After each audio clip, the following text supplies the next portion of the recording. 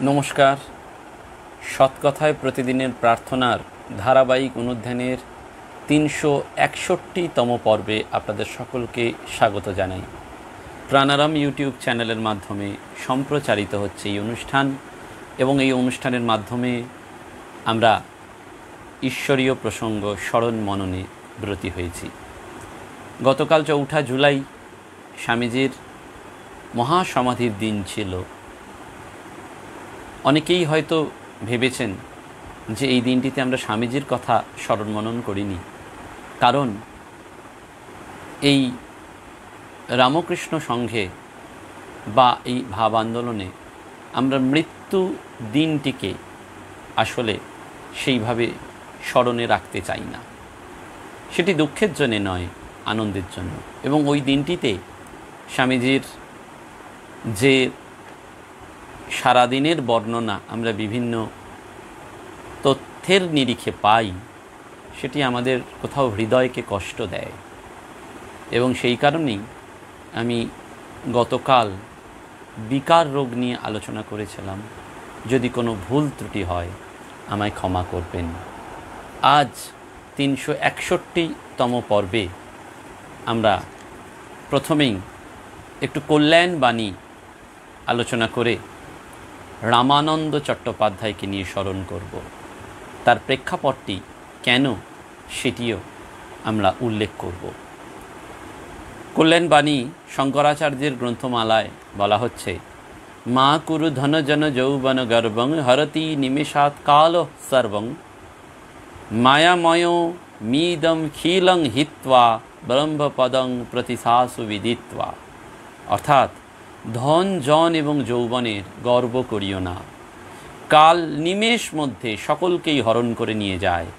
মায়াময় এই নিখিল সংসার পরিহার করিয়া জ্ঞানের দ্বারা ব্রহ্মপদে আশু প্রবেশ করতে যত্নবান হও। বলা হচ্ছে, বালস্তাবৎ কিরাশক্ত স্তারুণস্তাবৎ তরুণী রক্ত বৃদ্ধস্তাবচ্চিন্ত্যামগ্ন পরমে ব্রহ্মণি কোহপি ন লগ্ন। অর্থাৎ বালক ক্রীড়াতে আসক্ত, খেলাধুলাতে বালক, তরুণ তরুণীতে অনুরক্ত, বৃদ্ধ কেবল চিন্তাতেই মগ্ন। বৃদ্ধস্তাবচ্চিন্ত্যামগ্ন, কিন্তু কেউই পরম ব্রহ্মে লগ্ন নয়। পরমে ব্রহ্মণি কোহপি ন লগ্ন। এবং তারপরে বলা হচ্ছে, সৎসঙ্গত্বে নিঃসঙ্গত্বং নিঃসঙ্গত্বে নির্মহত্তম নিশ্চলত্বং নির্মহত্তে জীবনমুক্তি নিশ্চলতিত্বে।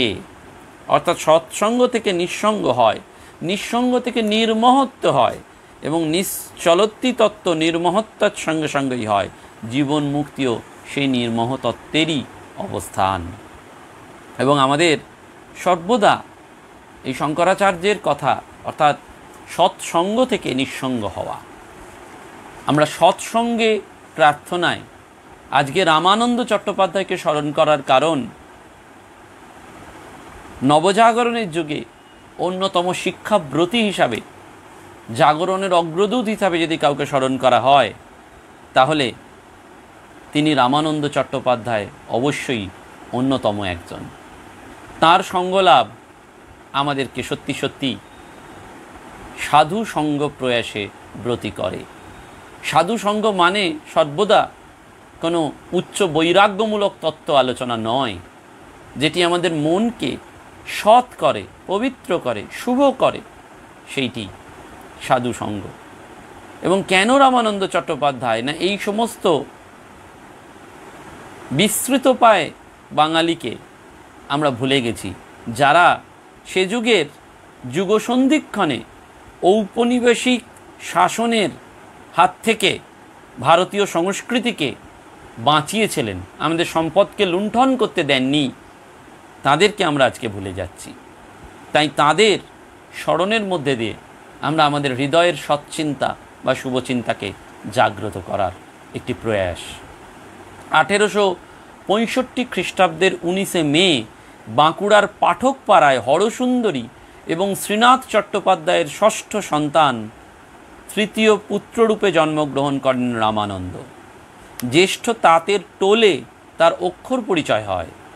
অল্প বয়সেই তিনি বাঁকুড়ার একটি বাংলা স্কুল থেকে ছাত্রবৃত্তি পরীক্ষা দিয়ে মাসিক 4 টাকা বৃত্তি পান এবং অবৈতনিক ছাত্ররূপে বাঁকুড়া জেলার স্কুলে ভর্তি হয়েছিলেন। তখন তার বয়স ছিল 10। এন্ট্রান্স পরীক্ষায় 4র্থ স্থান অধিকার করে 20 টাকা বৃত্তি পেলেন এবং সেই টাকা সম্বল করে তিনি কলকাতার প্রেসিডেন্সি কলেজে ভর্তি হয়েছিলেন। এর 1 বছর আগে তার পিতৃবিয়োগ হয়েছিল। সংসারের অবস্থা সচ্ছল ছিল না, তাই সেই টাকাতেই তাকে মেসের খরচও চালাতে হয়েছিল, অর্থাৎ কষ্ট করে এরা জীবনটিকে গঠন করেছেন। এদের জীবনের কথা আজকে আর কোনো পাঠ্য বইতে তো পঠিত হয়ই না, এমনকি মানুষও আলোচনা করেন না। দেখবেন আগেকার দিনে বিকালবেলাতে বাজারে দোকানে অনেক রকম উচ্চ সৎপ্রসঙ্গ নিয়ে আলোচনা করা হতো, কিন্তু এখন সেসব চল নেই। এখন শুধু পিএনপিসি, ম্যাক্সিমাম কেসে পরনিন্দা, পরচর্চা, সমালোচনা, বৈভবের গল্প, বিজ্ঞাপনের গল্প, বৃত্তের গল্প, কিন্তু হৃদয়ের ঐশ্বর্য হচ্ছে কি না, হৃদয়টা আমাদের ঐশ্বর্যবান হচ্ছে কি না, সেটা আমরা কোনোদিন ভাবছি না। এদের জীবন তাই তরুণ প্রজন্ম, উত্তর প্রজন্মের কাছে অধরা থেকে যাচ্ছে।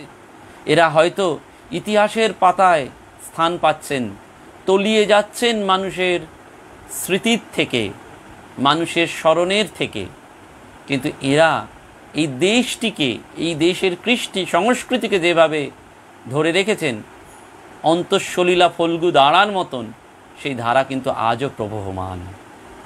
তাই 2য় শ্রেণীতে পড়ার সময় অসুস্থতার ফলে কদিন তিনি কলেজে যেতে পারেননি, তাই তার বৃত্তির বৃহৎ অংশ কেটে নেওয়া হয়েছিল। নিরুপায় হয়ে তিনি সেন্ট জেভিয়ার্স কলেজে ভর্তি হলেন, কারণ সেখানে তখন বেতন অনেক কম ছিল। কলেজের নিয়ম অনুসারে মাত্র কয়েক মাসের মধ্যে ল্যাটিন ভাষা শিখে তিনি এফএ পরীক্ষা দেন এবং 4র্থ স্থান পেয়ে 25 টাকা বৃত্তি পেয়েছিলেন।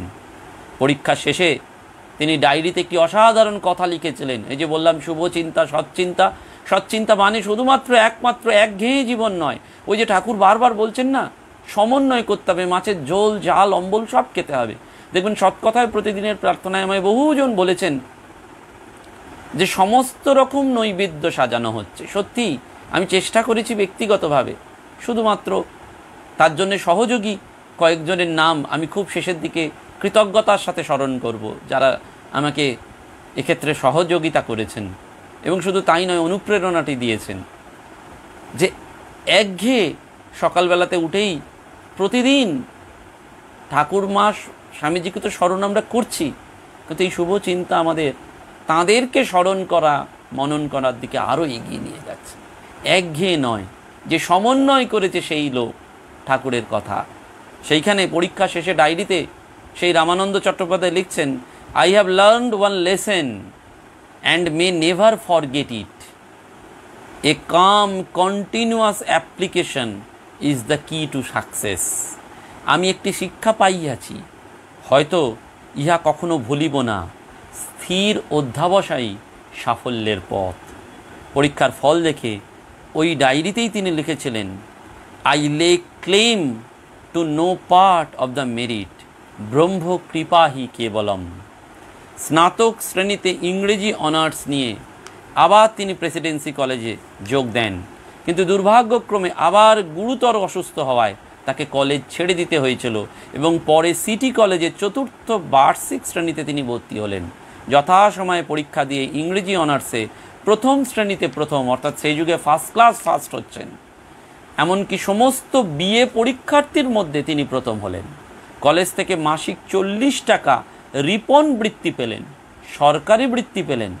বিনা বেতনে সিটি কলেজে অধ্যাপনা করার সুযোগ পেলেন এবং সিটি কলেজ থেকে এমএ পরীক্ষা দিয়ে 1ম শ্রেণীতে 4র্থ স্থান পেয়ে উত্তীর্ণ হয়েছিলেন এই রামানন্দ। আর্থিক সচ্ছলতার অভাব সত্ত্বেও তিনি বিএ পরীক্ষায় প্রথম হওয়ার দরুন সরকারি বৃত্তির প্রলোভন অনায়াসে ত্যাগ করেছিলেন। যে বৃত্তির সাহায্যে তিনি বিলেত যেতে পারতেন, যেটি সে যুগে একটা লোভনীয় সুযোগ ছিল, কিন্তু বয়োজ্যেষ্ঠদের পরামর্শে সরকারি চাকরির প্রলোভনও তাকে টলাতে পারেনি। চরিত্র তাদেরই বলে, আমরা বারবার ক্যারেক্টার কথা বলি, প্রলোভনের কাছে যে মাথা নত করে না। ঠাকুর বলছিলেন, শ্রীরামকৃষ্ণদেব বলেছিলেন যে কাঠের পুতুলও টাকা দেখলে তার হাত বেঁকে যায়। এইটি আমাদের স্মরণ রাখতে হয়।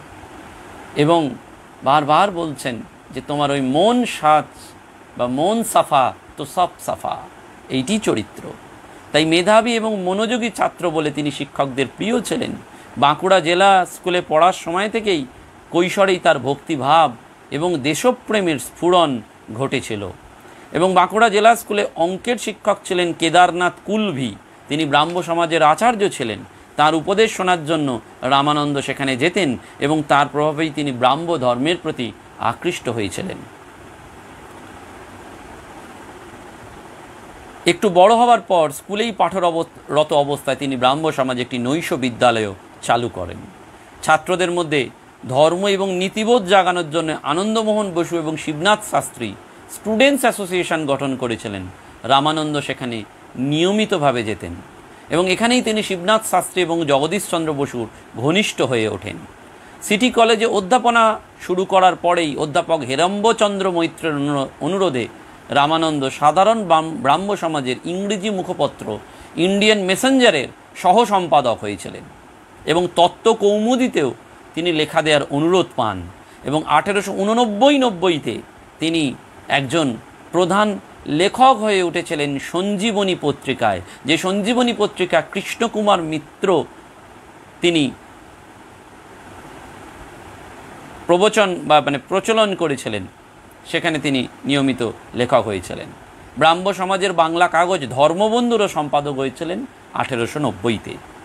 সমাজের নিগৃহীতা নারীদের সাহায্যের জন্যে দুই ব্রাহ্ম যুবক ক্ষীরোদচন্দ্র দাস এবং মৃগাঙ্কধর চৌধুরী 1891-তে দাসাশ্রম প্রতিষ্ঠা করেন। তার মুখপত্র দাসীরও সম্পাদকের দায়িত্ব নিয়েছিলেন এই রামানন্দ। গল্প, কবিতা, সাহিত্য ছাড়াও নারী প্রগতি, মহাপুরুষদের জীবনী, বহু বিষয়ে কৃতিত্বের সাথে এই প্রদীপ পত্রিকা নামে, যেটি রামানন্দ পরবর্তীকালে প্রকাশ করেছিলেন দাসী পত্রিকায় সম্পাদনার অসুবিধের জন্য, সেখানে রবীন্দ্রনাথ লিখেছিলেন, প্রদীপের মতন এমন সর্বাঙ্গ সুন্দর বা সর্বাঙ্গপূর্ণ বাংলা সাময়িক পত্র ইতিপূর্বে আমার হস্তগত হয়নি। অর্থাৎ কবিগুরু রবীন্দ্রনাথ ঠাকুর এই রামানন্দ প্রবর্তিত প্রদীপ পত্রিকার প্রশংসা করছেন। 1305-6 প্রদীপে মাস্টারমশাই লিখিত শ্রীরামকৃষ্ণ কথামৃত প্রকাশিত হয়। 1890-এর 18 জানুয়ারি সম্ভবত তিনি দিনপঞ্জিতে লিখেছেন, পরমহংস রামকৃষ্ণের উক্তিগুলি বেশ। 8 ফেব্রুয়ারিতে লিখেছিলেন, রাতে পরমহংস রামকৃষ্ণের 100 উক্তি পড়লাম। অর্থাৎ রামানন্দ আস্তে আস্তে ঠাকুরের প্রতি অনুরক্ত হচ্ছেন। ছাত্রজীবনে কুলভির কাছে শ্রীরামকৃষ্ণের গল্প শুনে তার প্রতিও তিনি অনুরক্ত হয়েছিলেন। অর্থাৎ ব্রাহ্মনিষ্ঠ হওয়া সত্ত্বেও শ্রীরামকৃষ্ণের উক্তিগুলো তার মনে স্থায়ী প্রভাব ফেলেছিল এবং সুযোগ পেলেই তিনি পড়তেন। শ্রী মা বাঁকুড়ার মেয়ে বলে তিনি গর্ব অনুভব করতেন এবং তার প্রয়াণের পর রামানন্দই প্রথম একটি সংক্ষিপ্ত জীবনী মায়ের প্রবাসীতে প্রকাশ করেন, যেটি বৈশাখ 1331 সালে প্রকাশিত হয়।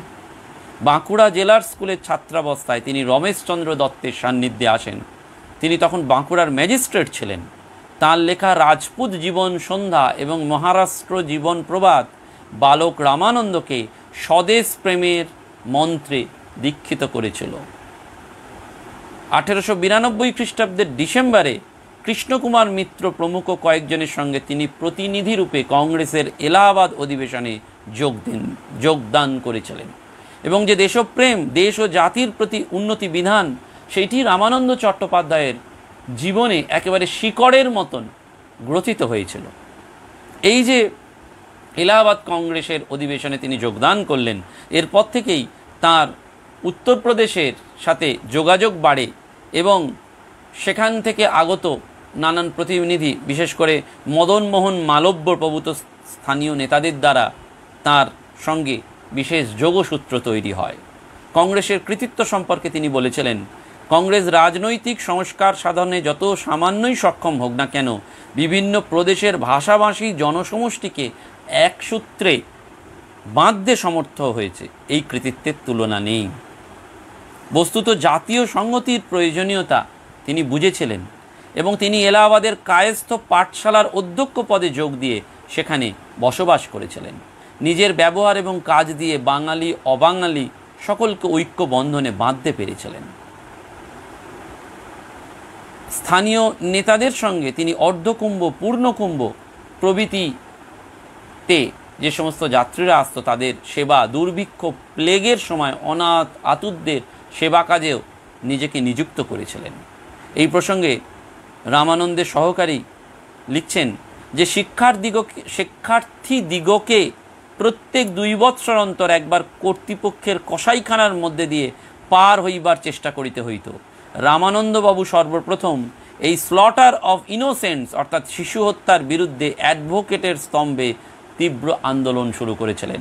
কারণ সে যুগে বেশিরভাগ ছাত্রকেই দফায় দফায় সরকারি হস্তক্ষেপের ফলে নিচু ক্লাসেই পড়াশোনা শেষ করে দিতে হতো, যেন একটা শিশু হত্যার সামিল ছিল, সেই রকম পরিস্থিতি ছিল।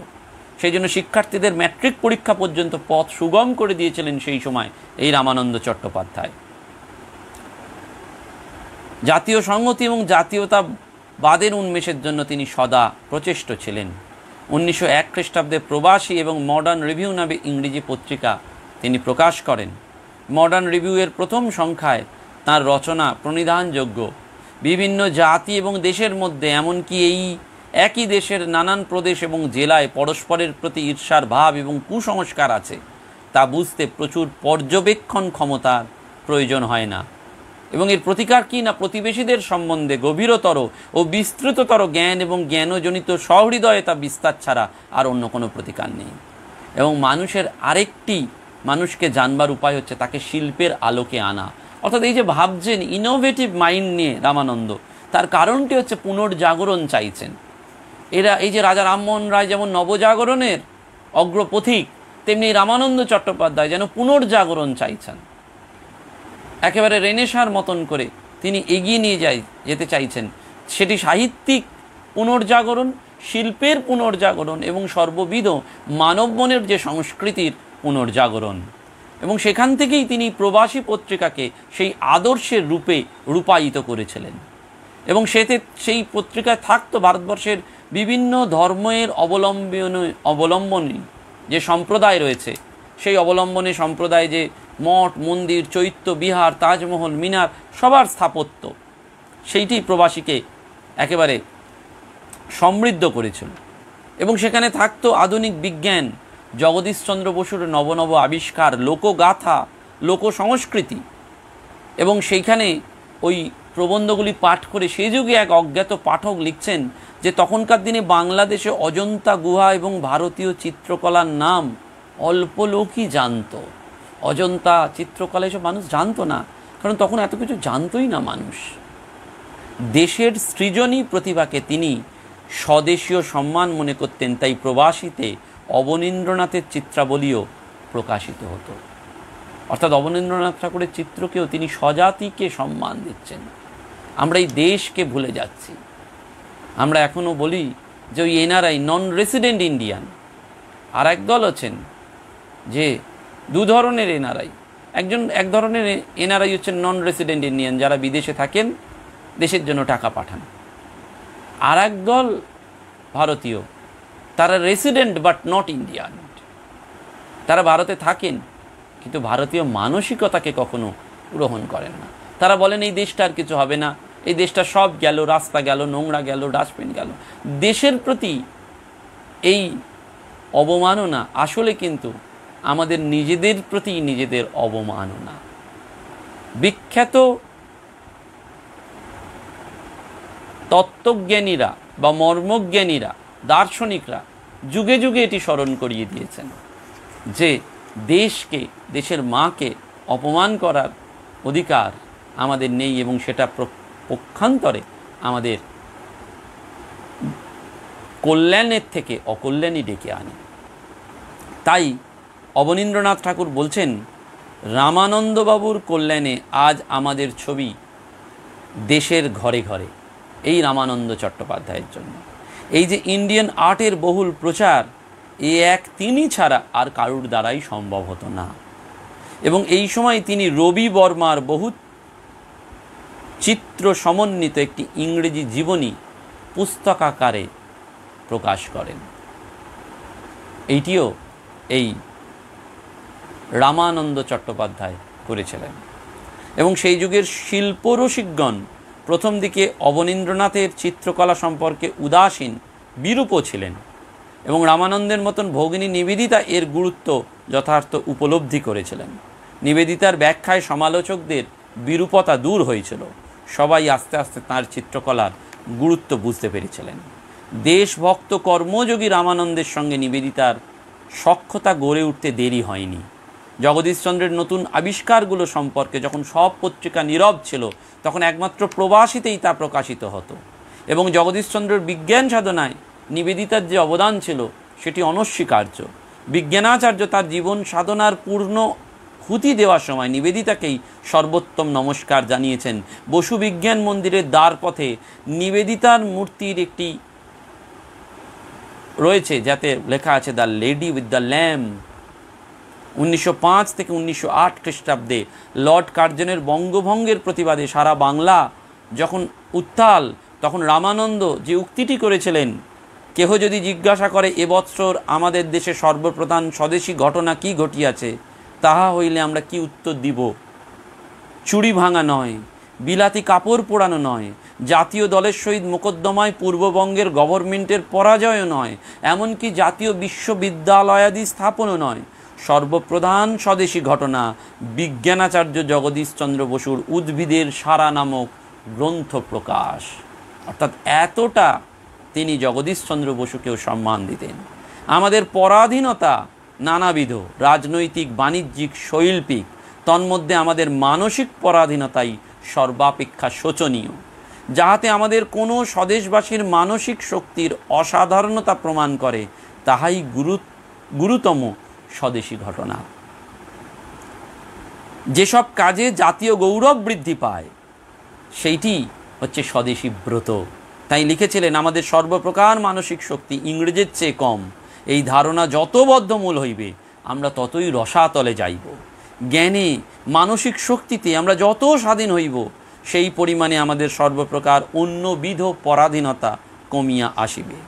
প্রবাসীর শিরভূষণে টেনিসনের কবিতার পরিবর্তে সত্যম শিবম সুন্দরম এবং নায়মাত্মা বলহীনেন লভ্য ব্যবহৃত হতে ছিল সেই সময়। অর্থাৎ হয়েছিল, তিনি যে মানসিক পরাধীনতা থেকে মুক্তি লাভের কথা বলেছিলেন, 20 শতকের খ্যাতনামা বুদ্ধিজীবী আশিস নন্দী তাকেই কালচারাল কলোনিয়ালিজমের আখ্যা দিয়েছেন এবং বলেছেন যে তারই ভয়াবহ পরিণতি ভারতবাসী প্রজন্ম থেকে প্রজন্মান্তরে নির্বীর্য পরানুকরণকারী আত্মমর্যাদাহীন করে দেখিয়ে চলেছে। মানসিক পরাধীনতাকে মুক্তির উপায় পাওয়ার আশায় তিনি ভারতের বিভিন্ন প্রদেশের শিল্পজাত পণ্যের সঙ্গে সেই সব ছবি তৈরির জিনিস পদ্ধতি ফর্মুলা সেটাও বলে দিতেন, যাতে দেশীয় মানুষ সেটি ব্যবহার করার জন্য উৎসাহী হয়। প্রবাসীর গুণগ্রাহী রমেশচন্দ্র মজুমদার লিখেছিলেন, রামানন্দ জ্ঞানগুরু, জগতের জ্ঞান ভাণ্ডার হইতে বিবিধ রত্ন আহরণ করিয়া তিনি আমাদের সম্মুখে উপস্থিত করিতেন। আমরা তাহার সাহায্যে যে শিক্ষা লাভ করিতাম, তখনকার দিনে স্কুল, কলেজ বা বিশ্ববিদ্যালয়ে সেই প্রকার শিক্ষার কোনো সুযোগ ও সুবিধা ছিল না। অর্থাৎ এই যে জ্ঞানগুরু রামানন্দ চট্টোপাধ্যায়, তিনি বিশ্ববিদ্যালয়, স্কুল, কলেজের বাইরে গিয়েও যে নন ফর্মাল এডুকেশনটি দিয়ে যাচ্ছেন তার পত্রিকা চালিয়ে লেখনের মাধ্যমে, সেটি অশেষ। অর্থাৎ শিক্ষা শুধুমাত্র প্রাতিষ্ঠানিক প্রথাগত শিক্ষা নয়, এই যে আমরা স্মরণ মনন করছি, এর দ্বারাও আমরা অনেক কিছু জানতে পাচ্ছি, শিখতে পাচ্ছি। বিজাতীয় শাসক শ্রেণীর ঔদ্ধত্য, উৎপীড়ন এবং অশালীন ব্যবহার ভারতবাসীর মনে দু ধরনের প্রতিক্রিয়া সৃষ্টি করেছিল। দেখা গেল একদল ভারতীয়দের চলনে বলনে ব্রিটিশদের অনুকরণ করে তাদের স্তাবক হওয়ার চেষ্টা করছে, আর আরেক দল প্রবল সাজাত্য বোধে ভুগছে। যারা এই বোধে উদ্বুদ্ধ হলেন, তাদের সকলের মধ্যেই চেতনা জাগানোর ব্রতটি নিয়েছিলেন রামানন্দ চট্টোপাধ্যায়। 1907 খ্রিস্টাব্দের জানুয়ারি মাসে রামানন্দ মডার্ন রিভিউ নামে আরেকটি ইংরেজি পত্রিকা বের করেছিলেন। সেই পত্রিকার প্রকাশনা উপলক্ষে ভগিনী নিবেদিতা বলেছিলেন, শুধু বাংলার কথা বলিয়াই তাহার নিষ্কৃতি নাই, তাহাকে সকল ভারতের কথা বলিতে হইবে। প্রবাসীর প্রসঙ্গ উল্লেখ করে তিনি লিখেছিলেন, এই যে একটি প্রদীপ জ্বলিল, দেখিলাম অপরিসীম তাহার শক্তি, বুঝিলাম ঘরের প্রয়োজন নির্বাহ করিয়া ইহার সার্থকতা শেষ হইবে না। তখন বুঝিলাম এই প্রদীপখানি একদিন ঘরের বাইরের আকাশ প্রদীপ হইবে। অর্থাৎ যে প্রদীপ শুধু নিজের ঘরে নয়, বাইরের অনেকগুলি ঘরকে জ্বালিয়ে দেয়, আলোকিত করে এবং অনেক ঘরকে অতিক্রম করে বিশ্ব ব্রহ্মাণ্ডকে জ্বালানোর জন্যে অগ্রসর হয়, সেই তো আকাশ প্রদীপ। দূরে থাকে সে প্রদীপ, যে আকাশ প্রদীপ নিত্যদিন সেই অমাবস্যার দীপান্বিত অমাবস্যার আগে থেকে জ্বলে, প্রতিটি বাড়িতে বাড়িতে জ্বালিয়ে দেয়, যে ওই আকাশের মধ্যে অনন্ত হৃদয়টি যদি না বিস্তৃত হয়, যদি দেশের প্রতি সেই স্বাতন্ত্র্য বোধ, সাজাত্য অভিমান যদি না প্রকাশিত হয়, তাহলে আমরা দেশদ্রোহী ছাড়া আর অন্য কিছুই নয়। বাংলা তথা ভারতে স্বদেশী আন্দোলনের কারণে যে স্বদেশিকতার যুগ ছিল, সেখানে রামানন্দ ছিলেন একনিষ্ঠ জাতীয়তাবাদী। বিভিন্ন দল এবং মতের ঊর্ধ্বে ছিল তার জাতীয়তাবাদের প্রচার। রামানন্দের সুদীর্ঘ কর্মমহল জীবনের প্রতিটি আলোচনা সম্ভব নয়, কিন্তু তার অতুলনীয় কীর্তি এলাহাবাদে বাসকালীন প্রবাসী বাঙালিদের মধ্যে মাতৃভাষা বিস্তারের জন্য তিনি চেষ্টা করেছিলেন এবং সেই জন্যেই তিনি 1312 বঙ্গাব্দে শ্রীপঞ্চমীর দিন প্রয়াগ বাঙালি সম্মেলন অনুষ্ঠিত করার উদ্যোগটি নিয়েছিলেন এবং সেই উদ্যোগের মধ্যে দিয়েই পরবর্তীকালে প্রবাসী বঙ্গ সাহিত্য সম্মেলন সৃষ্টি হয়েছিল। নির্ভীক এই যাত্রী সুদীর্ঘ জীবনের পথে রামানন্দ সাহিত্য সেবার বাইরেও নানান রকমভাবে স্বদেশবাসীর সেবা করেছেন, স্বদেশবাসীর স্বার্থ সম্মান রক্ষার চেষ্টা করেছেন, জাতীয় জীবনের উন্নতির জন্যে ধারাবাহিকতাকে অগ্রগতিকে রেখেছেন। তার জন্য তাকে রাজরোষে পড়তে হয়েছিল, কিন্তু তবুও দেশহিতব্রত থেকে তিনি কখনো পিছিয়ে যাননি। তার চরণে আমরা প্রার্থনা জানাই এবং গীতশ্রী বন্দ্যোপাধ্যায়, যিনি সাউথ ক্যালকাটা গার্লস কলেজের প্রাক্তন রিডার ইতিহাস বিভাগের, তিনি একেবারেই কম্প্যাক্ট করে আমাদের রামানন্দ চট্টোপাধ্যায়ের সম্পর্কে জানিয়েছেন। সত্যি সত্যি আমাদের বারবার স্মরণ করতে ইচ্ছা হয় যে আমাদের যদি সেই আদর্শকে ধরে রাখতে হয়, তাহলে এই সমস্ত মহাপুরুষদের জীবনী সেইটি আমাদেরকে বারবার স্মরণ মনন করতে হয় এবং সেই স্মরণ মননের মধ্যে দিয়েই আমাদের সমস্ত মনের দরজাটি প্রসারণটি খোলে। ওই যে স্বামী প্রেমেশানন্দজি বারবার বলতেন যে সমস্ত কিছুর মধ্যে দিয়ে মনটিকে তৈরি করা, অর্থাৎ এই যে মনটিকে তৈরি করা, সেইটি আমাদের যেন আসল প্রার্থনা হয়। আমরা এই সমস্ত মনীষীদের জীবন আলোকে সেই প্রার্থনাটি করব যে আমরা যত এদের জীবন দেখব, এরা একা ফাইট করেছেন কিন্তু সৎসঙ্গ ছাড়েননি। আমাদের মনের সৎসঙ্গ চালিয়ে যেতে হবে, সেটি মানসিক তপস্যা এবং সেই তপস্যার যে শক্তি, সেটি আমাদের আগামী দিনকে আরও অনুপ্রাণিত করবে, এগিয়ে নিয়ে যাবে। সকলকে প্রার্থনা জানিয়ে যদি কিছু ভুল বলে থাকি, যদি কিছু ঔদ্ধত্যমূলক কথা বলে থাকি, তার জন্যে ক্ষমা প্রার্থনা করে আজকের মতন বিরতি টানছি। নমস্কার।